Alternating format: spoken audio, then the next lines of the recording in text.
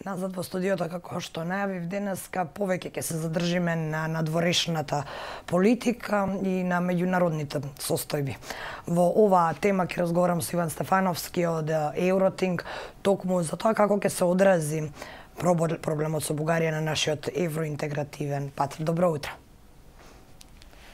Добро утро, Христина, и поздрав до гледачите на Слободната. Благодарам што сте гостин во денешниот утрински брифинг, да поразговараме за тоа како нашиот спор влие врз нашиот евроинтегративен пат, оно што последно го слушнавме вчера од бугарската страна, поточно, поконкретно од Каракачанов, е дека доколку Македонија го подпише анексот, има шанси во текот на овој месец или наредниот да ги почне пристапните преговори со Европската Унија. Во меѓувреме, додека Бугарија збори за анекс, нашите политичари зборуваат за акциски план. Каков ќе биде исходот, какви се предпоставките? Видете, какви се предпоставките, можеме да шпекулираме и ние и дополнителни луѓе, мислам и јас и вие и дополнителни луѓе кои што ги следат овие процеси. Ова е сепак прашање кое што ќе треба да ни го одговорат нашите политичари заедно со политичарите од соседна Бугарија. Сепак очигледно е дека некакви преговори и договори има и покрај тоа што од нашата, од македонската страна деновиве слушаме малку една какафонична дискусија, или одредени функционери велат преговорите треба малку да олабават, да се забави темпото, други сметаат дека треба да се интензивираат преговорите. Во секој случај позициите на Бугарија се прилично абсолютистички, многу тешки за прифаќање и навистина во моментов јас не можам да видам како овој јазол ќе се расплетка. Зборувам од онаму каде што сме сега. Тоа што треба да ни даде малку храброст, да не окуражи, е ставот на португалското председателство, односно веќе во неколку наврати португалскиот министер за надворешни работи истакна дека проширувањето ќе се најде високо на агендата на португалското председателство, што е зачудувачки позитивно за нас и за регионот, бидејќи традиционално Португалија не е некоја земја која што се бави сериозно со процесот на проширување. Тоа е сепак земја од југот на ЕУ која што има дневни борби и предизвици како да го намали јазот на невработеност, на сиромаштија, на животен стандард со поразвиените земји во Европската Унија. Значи, проширувањето никогаш кај нив не било високо на агендата, меѓутоа добро е што ќе се обидат да го земат она германско наследство од втората половина на 2020 година и да видат како можат да го надградат, односно како можат да помогнат во фасилитирање на овој билатерален спор кој што во моментов го имаме со. Да, но точно кога го преземаа председателството од Португалија пристигнаа пораки дека проширувањето не е во фокусот, за подоцна да излезе овој став дека сепак ќе биде тоа високо на агендата. На што се должи овој неконзистентен став од Португалија? Дали можеби се работи за притисок од останатите земји членки? Предпоставувам дека се работи за притисок од останатите членки, особено Германија во преден план, Германија и Франција, меѓутоа тука и Австрија. Се сеќавате на онаа заедничка пресконференција помеѓу австрискиот и португалскиот министер за надворешни работи, бидејќи како што реков, традиционално Португалија не е земја на чија што агенда проширувањето котира високо, меѓутоа мојата предпоставка е дека останатите земји членки, овие помоќни кои што навистина притискаат сериозно за да се откочи процесот на проширување, сметам дека тие го вршат оној притисок агендата на проширувањето да остане што повисоко можно. Така што дефинитивно станува збор за некаков внатрешен притисок, а не некаква преголема желба или визија на португалското председателство. Специјалниот представник Бучковски викендов ќе патува во Софија.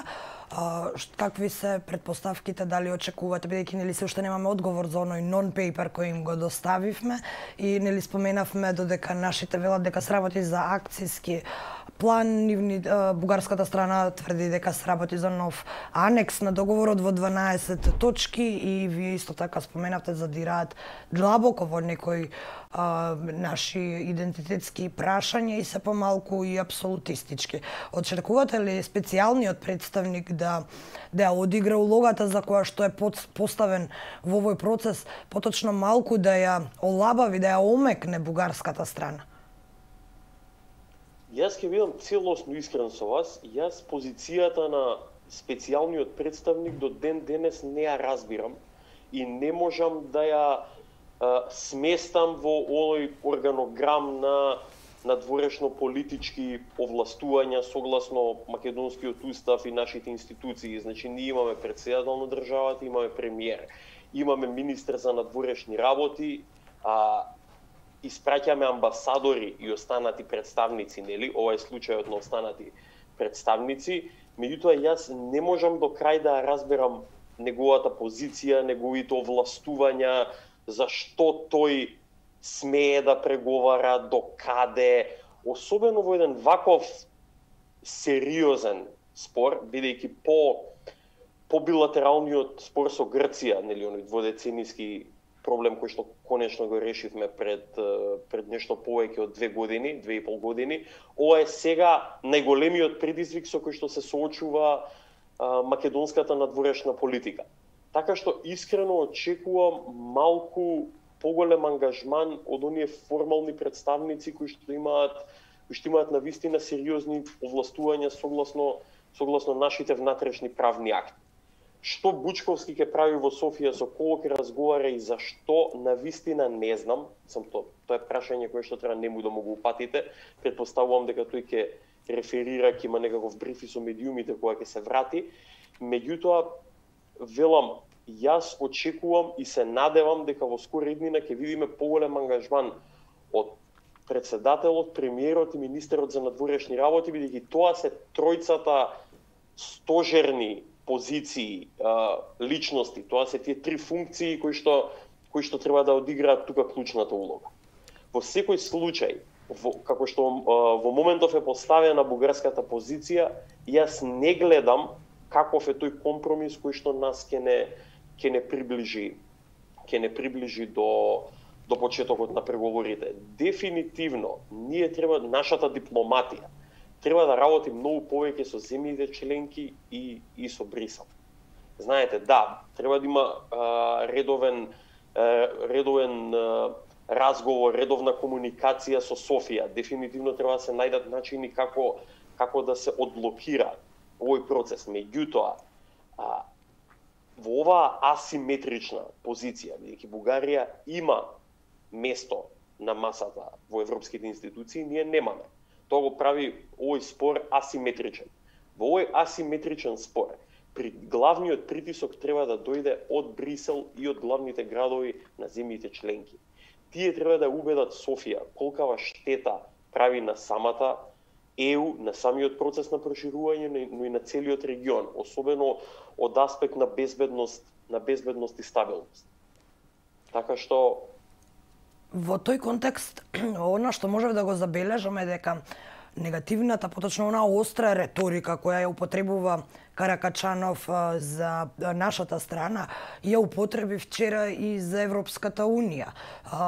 Некако ги спореди Европската Унија со Југославија во многу негативен контекст, па рече дека ЕУ не е Југославија, да може да нареди на некоја држава да преземе било каква акција или нешто да направи или не направи. Како ќе го прифати ова Европската Унија? Дали може би ќе го третира како арогантен став од држава членка? И непочитување всушност. Видете, малку сметам дека премногу се бавиме со ставовите на Каракачанов, кој што е изворно фолклорен политичар, и како ќе се доближува март и оние парламентарни избори во Бугарија, така дискурзивниот фолклор на Каракачанов ќе станува се посилен, така што мислам дека што помалку се бавиме со него, тоа подобро.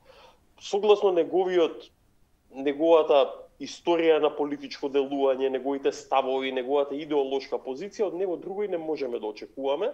Неговиот електорат е таков, е десничарски, националистички, така што тој ќе продолжи со вакви дискурзивни излети, да се има став дека ЕУ не е Југославија и ЕУ не може никому ништо да нареди точно, меѓутоа и во Југославија, доколку Каракачанов е малку запознаен со функционирањето на поранешна Југославија, ќе знае дека никој во Југославија никому не можел така едноставно нешто да нареди.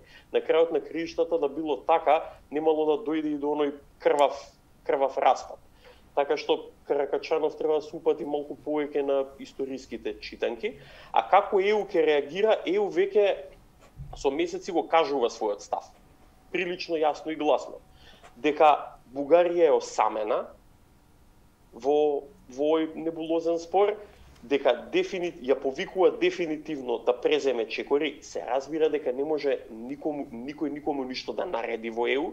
Утре може и Малта, и Словачка, и Чешка да ве блокира за било што. Гледате каква беше реакцијата на Чешка и на Словачка на заклучоците на последниот совет, кога никој не очекуваше дека заклучоците ќе бидат блокирани. Сите мислеа дека Германија и Бугарија изнајдоа она компромисна формула, кога еве се јавуваат други држави членки кои што имаат впечаток дека таков документ би задирал во нивните внатрешни документи и во нивните чувства и вредности, така што ги блокираат тие заклучоци.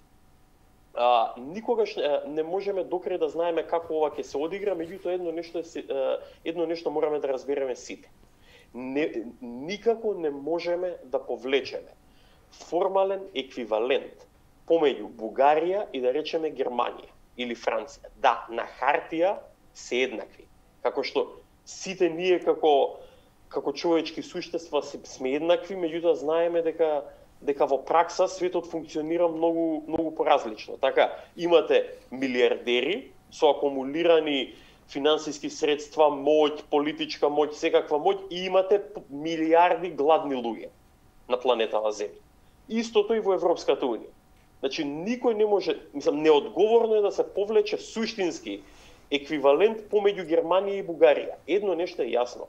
Бугарија својот политички капитал кај најголемите земји членки го прокоцка. Така што, кога тогаш, поскоро или подоцна во иднината, Бугарија на некој начин ќе го плати цехот, народски кажано. Кога вие ќе се спротивставите на најголемите сили кои што зацртале и утврдиле дека проширувањето е добро и за Унијата и за регионот.